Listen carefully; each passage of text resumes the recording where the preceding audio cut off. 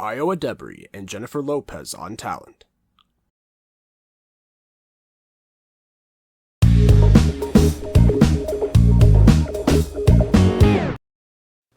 Hello, you guys. Welcome back to the Cake Radio Show. I'm the CakeDive, and we are back for the 10th episode of Vlogsmas. Y'all, this shit is getting a little bit stressful because I am running out of topics. Like, I feel like I'm running out of topics, and I'm also, like, too picky to talk about certain topics. Like, I had a list of topics that I wanted to do with the podcast, and obviously, as like certain topics will pop up in the news and stuff like that, obviously I would add it to the list and stuff like that. And I only have a few more like episode ideas that like I have off the dome that I'm thinking of doing episodes on. That you know what, I'll pitch them to y'all and like y'all let me know if y'all want to hear these episode ideas or if I should go back to the drawing board on these. Um, so one of them I want to do was like I want to do another Normani episode. I've kind of been teasing that before, but I would love to kind of talk about like the like Normani after the release of Dopamine and like the Spotify R&B X performance, my thoughts on that and how people have been reacting to like the album and the not the Oscars, the Grammy snub and stuff like that. As well as like her feature on like the Khaled deluxe album, even though I've reviewed the song, like reacting to the reactions essentially. Um, Also potentially a review for the K-pop girlies. I might do a review on Twice's new album since I've listened to that. I also kind of had like a. I'll hold that for secrets, but I wanted to also do an episode on C China since Peggy came out and the girls have been loving Peggy. I've also been loving Peggy. Um, I also have a Camila Cabello themed. I listened to CXOXO, so you don't have to um, review in the works. But I've been pushing that off because I don't want to listen to that shit. But anyways, I there's also a few other episodes that are like more like holiday themes that I have coming up as well. But we've kind of knocked out a good chunk of the ones that I wanted to talk about. And I was sitting here for most of the day. It's like finals week, so I've been like trying to study and stuff like that in between these episodes, y'all. Y'all, it's been a little bit stressful, no shade. But I'm trying to figure out what topic I want to talk about. And obviously, like the streets are talking about one, the United Healthcare person who I've kind of touched on before, but I don't know if I want to do like a full fledged video on it. Um, and then like the Diddy and like JC, like now the Jay Z stuff.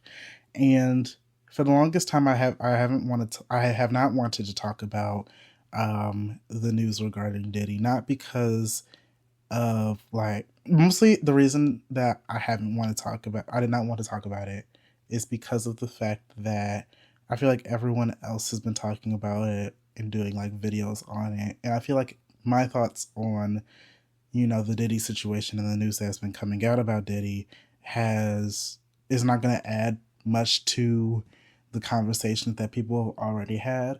And one thing about me, like I enjoy doing episodes of the Cake Radio Show, giving my thoughts and giving my 2 cents on things. If I know that I can add something that is a little bit different, some thoughts that people aren't really talking about, aren't really thinking about. Um, Case in point, like when I did the Vlogsmas episode on like the Shamik Moore video, like I feel like a lot of people were talking about the Shamik Moore tweets and making fun of it, but I feel like not too many people were talking about um their thoughts on it in full detail and stuff like that and really kind of dishing it out like that. When it came to like the Lady Gaga video and like, why did Lady Gaga fans hate Lady Gaga and like the reaction to, the Harlequin companion album and then Disease and how Disease performed. The what else? What else? There's been a list like the Azalea Banks episodes. Like obviously people talk about Azalea Banks, but airing out Azalea Banks like that. The dopamine era, the dopamine series, in which I'm like defending Normani and talking about like, hey y'all, like like why are y'all acting like this? Like what's the tea? And really breaking down and like digging into the details on this. The Chloe and Halle's solo music stuff, in which I would did a video in which I talked about how fans react to the, like, case in point, I could do a full list on all this stuff, but the girls is really like I like to add something to the conversation that people don't really add. And I feel like with the Diddy stuff, everyone's kind of said my thoughts on it. I feel like Diddy is a disgusting person. He has been able to get away with a lot of stuff for, decades. And, the industry has allowed him to do a lot of these things and even encouraged it. And the only reason that we were able to really get him like locked up and having cases on him and getting all this stuff coming out is because people have had enough. Like, he started acting out of turn and being too weird, and the Cassie lawsuit came out, and the evidence, like, people weren't believing Cassie, and for the longest time it seemed like there was going to be this point in which you know Diddy was just going to be like gallivanting around here acting strange, while Cassie would unfortunately have to suffer in silence, because a lot of people don't believe victims until the footage came out of Cassie being abused. And then people were like, well, most people were like, okay, so like this shit is serious. And then there was the news of, Diddy with like the Diddy parties and people, and like the fact that Diddy potentially was also doing these things to men and young boys. And obviously the public doesn't like, when there's anything gay involved with anything like that. Suddenly when there is, same-sex interactions going on, obviously in this case it is very, like, regardless of who it was, whether it was same-sex or, heterosexual, the engagements were non-consensual.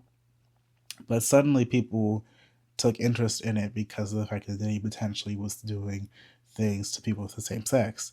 And I feel like some people were making a joke out of it, and people are still not taking it seriously. Like, some people are like doing like, oh no Diddy, stuff like that, like making light and bringing Diddy into like the pop culture zeitgeist, almost in a way similar to how people reacted with R. Kelly. R. Kelly not really being taken seriously as a predator, but people making memes and making jokes about R. Kelly and the fact that he was like pissing on people and all that type of stuff. And now, like, then there was the documentary, and then suddenly everyone was taking it seriously and was like, okay, let's pack him up. Like, it just seems to be this recurring thing in which when victims come forward, people don't trust the victims until like when there's like people don't trust the victims until like there's something there that like alerts them to like switch up. And it doesn't have to be like fully concrete evidence. It has to be one little something, one little kick for them to switch up and react.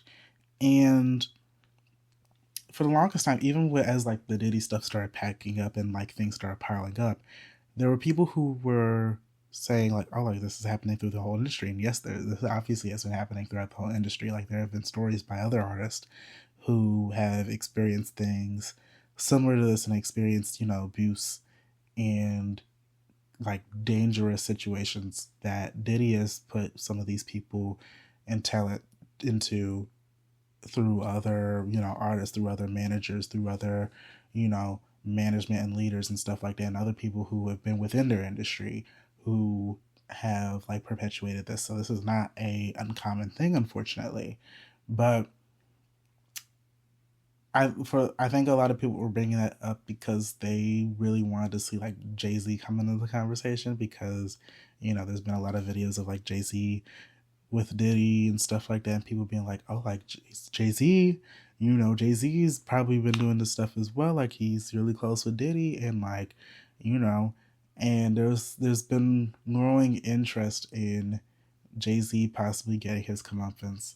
And what alarms me about the conversation is that I feel like the conversation isn't done real, like the conversation of Jay-Z, potentially doing some of the harm, like in the same vein, if not with Diddy, has been happening because they want a gotcha moment for Beyonce. And this is not like the stan of me. Like, I'm not trying to be a stan right here and trying to raise this as like a conversation point. I feel like this is like a colorist and like um misogynistic type approach to it, because I feel like a lot of times, especially, and you saw it with the Diddy situation with Young Miami when Young Miami entered the frame, um how a lot of people, instead of like criticizing Diddy and holding Diddy accountable, when the news of Diddy being like a predator was starting to come out and a lot more evidence was starting to stack up on him, the streets started turning, and when the online streets started turning towards Young Miami, Miss Carisha, please, and was looking at her, being like, also like this was the man that she was holding that like yes Poppy sign up for at the BET Awards. Was this like, is this the man you sticking by that you threw your whole group away for? Like, is this and people, and like some of it is fair critiques, because that woman did throw her whole weight around um, Diddy because of the fact that she needed, um, she wasn't being supported by the label. Neither her or JT was, and she wanted more access to success, and that was something that at that time Diddy was able to provide. And obviously, we don't know the full extent of like their relationship, and obviously there have been rumors and evidence that's piled up throughout the situation, like throughout this case with Diddy, that has suggested certain things with Creation in Miami. But I feel like a lot of people have been going hard towards Young Miami and essentially treating her as the Diddy in this situation, compared to Diddy actually, like Diddy himself has not been holding him accountable. It's a similar, like, when it comes to victims, people blame the victim rather than blame the person who committed that violence and committed the things that have happened in that scenario. Same thing happened with R. Kelly. Like, every time, I feel like for the longest time, when a lot of the people, and even to this day, like, I still hear it when people talk about R. Kelly, they don't like, a lot of people don't. There's a lot of people who like do talk about how like what the things that R. Kelly did was wrong and morally corrupt and disgusting, but there's still a lot of people who hold a lot of the blame towards the victims, so these girls, and the parents. And a lot of, and like, obviously sometimes parents can take the blame, not saying that they shouldn't, but it gets to a point in which like some of the, like, you got to blame the person who is committing these acts of violence now. um in case, and like, again, this has been something that people have been kind of alluding to that they want to do with Jay-Z. People keep bringing up Jay-Z and suggesting that Jay-Z has involvement in this, or has some like involvement with some of the stuff that's going on with Diddy. And there was like that white lady, what's her name? Jaguar, right? That Jaguar white, oof, tongue twister. That Jaguar lady who is like pretty much coked out, and just like one of those um, like she's she is out there, like she's cuckoo for Cocoa Puffs, suggesting that her, like, Beyonce and Jay-Z were involved in some of these things and doing some of these things, and then both of the Carters issued like a cease and desist and had them shut that shit down.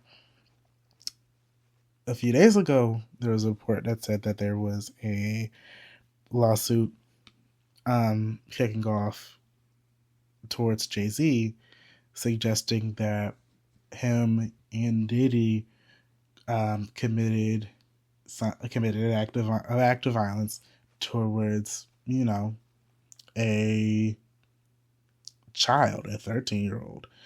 And obviously they're very grave accusations, and we obviously don't know all the facts, but you got to trust the victim. Heart goes out to them and their family. And immediately once that news circulated, Jay-Z posted, and when I say Jay-Z, I mean Roc Nation posted, because he for some reason decided to post this on his on the Roc Nation accounts. I don't know why he did that, which I'll dig into later. But The message he wrote said, "My lawyer received a blackmail attempt called a demand letter from a quote-unquote lawyer named Tony Busby. What he had calculated was the nature of these allegations and the public scrutiny would make me want to settle. No, sir, it had the opposite effect. It made me want to expose you for the fraud you are in a very public fashion. So no, I will not give you one red penny. These allegations are so heinous in nature that I implore you to file a criminal complaint, not a civil one. Whomever would commit such a crime against a minor should be locked away. Would you not agree? These alleged victims would deserve real justice if that were the case. This lawyer, who I've done a bit of research on, seems to have a pattern of these types of theatrics. I have no idea how you would come to such a deplorable human, Mr. Let me repeat that. I have no idea how you have come to be such a deplorable human, Mr. Busby, but I promise you, I have seen your kind many times over. I'm more than prepared to deal with your type. He claims to be a Marine. Marines are known for their valor. You have neither honor nor dignity. My only heartbreak is for my family. My wife and I will have to sit our children down, one of whom is at the age where her friends will surely see the press and ask questions about the nature of these claims and explain the cruelty and greed of people. I mourn yet another loss of innocence. Children should not have to endure such at their young age. It is unfair to have to try to understand inexplicable degrees of malice meant to destroy families and human spirit. My heart and support goes out to the true victims in the world who have to watch how their life story is dressed in costume for profitability by this ambulance chaser in a cheap suit.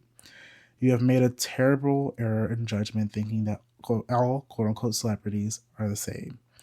I'm not from your world. I'm a young man who made it out of the project of Brooklyn. We don't play these types of games. We have very strict codes and honor. We protect children. You seem to exploit people for personal gain. Only your network of conspiracy theorists, fake psychics, will believe the idiotic claims that you have levied against me that, if not for the seriousness surrounding harm to kids, would be laughable. I look forward to showing you just how different I am." And everyone's reactions of that was very mixed because that is a very crazy statement. I have a lot of thoughts on the statement alone. So, for starters, again, I'm trusting the victim on this until more evidence comes through. But it's very odd to me how Jay-Z in that statement does not explicitly state, "I did not do this." He says things that allude to it and like beat around the bush, but most people who haven't done anything, and this is coming from someone who has known someone personally who has had accusations, not on this level, but has had accusations levied against them before, and being in the circles of that and being aware of that and having to witness how that goes down, those accusations being false, is very odd to me that, not even, okay, if you haven't done anything and accusations have been levied towards you, you will explicitly state that this is bullshit. Like, we've seen this before, and even focusing on let's focus on like these big celebrities. When Megan Thee Stallion had that lawsuit come at her from that editor who was saying these different things, her team came forward and said, "Hey, this isn't true. We're gonna see you in court." With the Tory Lane stuff with Megan Thee Stallion, when a lot of that stuff was coming forward, both her and her team kept coming forward and saying, "Hey, this is what happened. These things that are being said of me are not true. We're going to see you in court." And we saw them in court. So the fact that Jay-Z doesn't explicitly state that this didn't go down just is not a good look. Whether he did it or not, I feel like most people hope that it didn't happen. It's very odd to me that he didn't explicitly state that this wasn't true and that this was false accusations. He focuses too much on this lawyer. I feel like it would have been, and if in this letter or this message feels like he wrote this 2 seconds after the news started poking out, and he didn't reread it. He didn't get his team to reread it. He just, in a spite of anger, just wrote this and posted it out. And that is just not the move. Like, I get how heinous like the accusations are, but he should have workshopped this message with his team a little bit. And he has a team who could have handled this for him. He could have had a statement out being like, oh, we've seen, or I've seen the accusations that have been levied towards me. They're false. I've never done this. I've never done these things or committed this act toward this person. I wish, like, and then talk about the lawyer. But keep it brief and cute, and like, where's the PR training on this? Like, this is very odd to me. And he kind of knew the one. Then, like, at the same time, he rushed. It's very clear that he rushed his statement, but it's also clear he put a little bit of thought in his statement, because he brought his family into it. Because very obviously, a lot of people were going to bring his family into it. Like, a lot of people, when like the Diddy stuff came up and people were tying this to Jay-Z in some sort of way, up until now, a lot of people were like, oh, like, people were going to use this as a gotcha moment for Beyonce. Like, it just was going to be the thing. You have stans who, like Nicki Minaj stans, who have people date, who Nicki Minaj is dating Predator as well. You have people like that who probably would turn around and been like, oh, well, your fave is doing this, da da da da. Like, people would have been nasty about it.